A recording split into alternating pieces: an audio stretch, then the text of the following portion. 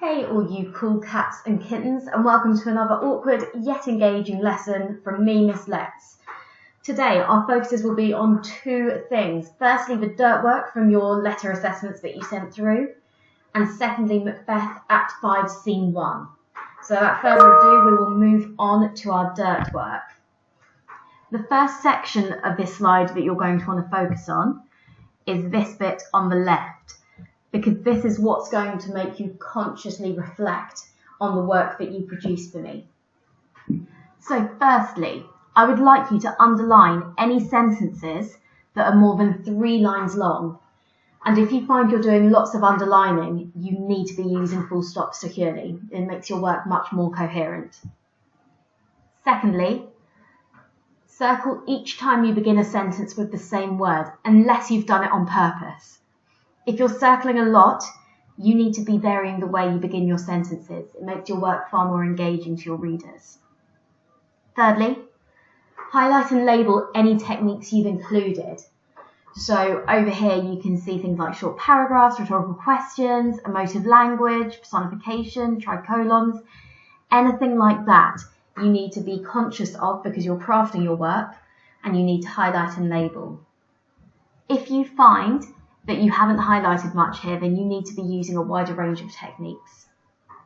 And finally, for Dirt 1, in a different colour, highlight any interesting vocabulary choices. And again, if you don't highlight much, then you need to make more sophisticated vocabulary choices, avoiding words like good, bad, nice, the classics. And then your second task is going to be this, and I'd like you to spend 15 minutes on this. So using your Dirt 1 work, so you're highlighting, you're underlining, you're circling, and my personalised feedback. You can check your emails for that. I'd like you to rewrite a section of your response, and you need to make sure you remember to meet your targets. Up here, I've quickly written some examples of excellent work that I received from students. Feel free to use it. The best writers steal. Excuse me. Sneeze like a tiny kitten. Right. Once you have done that for 15 minutes, you can continue with the video. So pause it now. Okay, hopefully you will have completed your dirt work. And now we're moving on to Act 5, Scene 1 of Macbeth. Now, it's been a little while since we've thought about Macbeth, and particularly since we've thought about Lady Macbeth. So what I would like you to do in your exercise books, or whichever platform you're working on, just respond to this question. Take 5 minutes, notes are absolutely fine. But how would you describe Lady Macbeth up until this point? So we know right from the beginning she's been this incredibly ambitious character. She seems to subvert the gender norms of the Jacobean era. Shakespeare does this deliberately.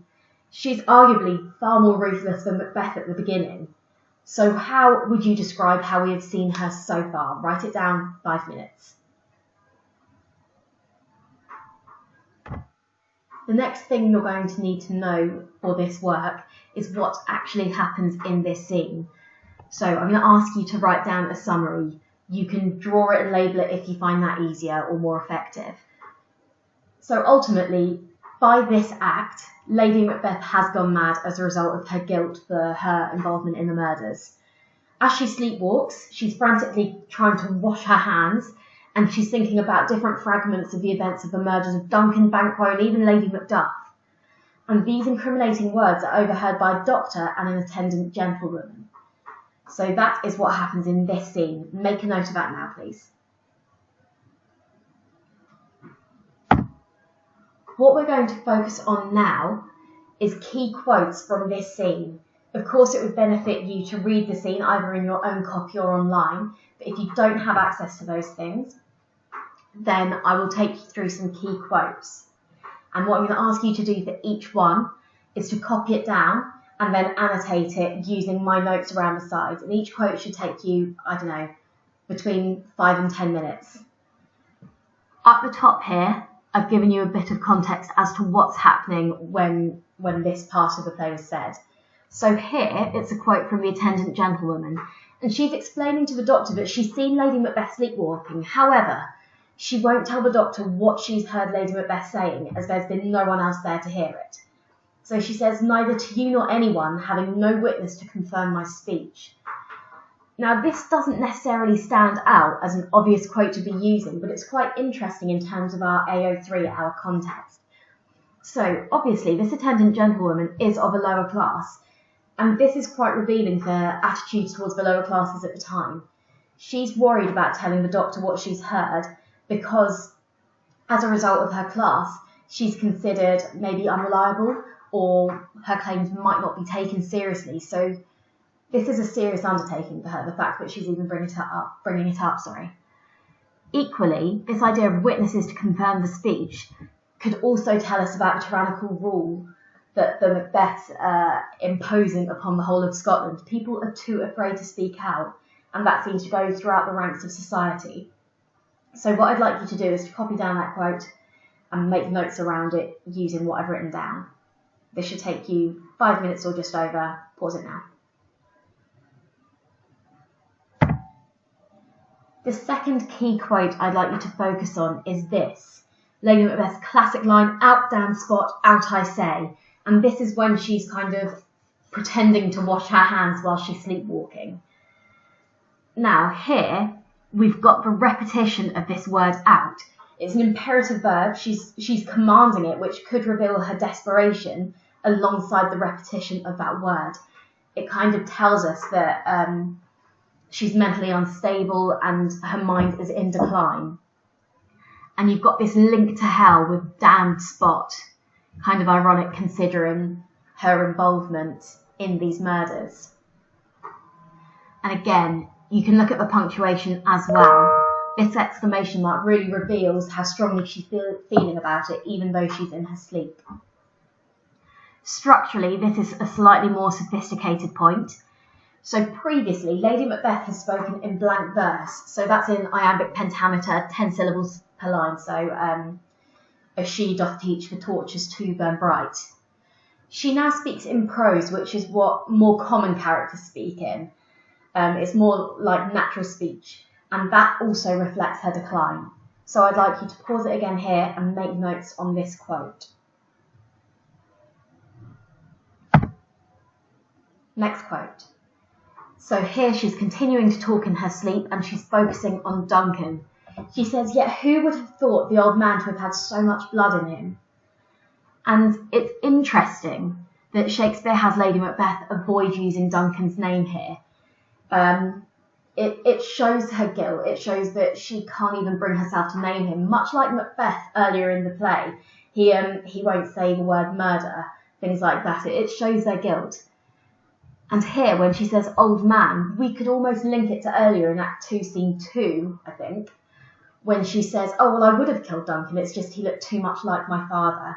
So Shakespeare's cleverly making these connections across the whole of the play. You've got this rhetorical question here, again revealing Lady Macbeth's declining state of mind, who's she talking to, why is she even saying it? And then you've got this repeated motif of blood in the play, and it's repeated again here. And it just shows how murderous the Macbeths have become. So write down that quote, annotate it using my notes to help.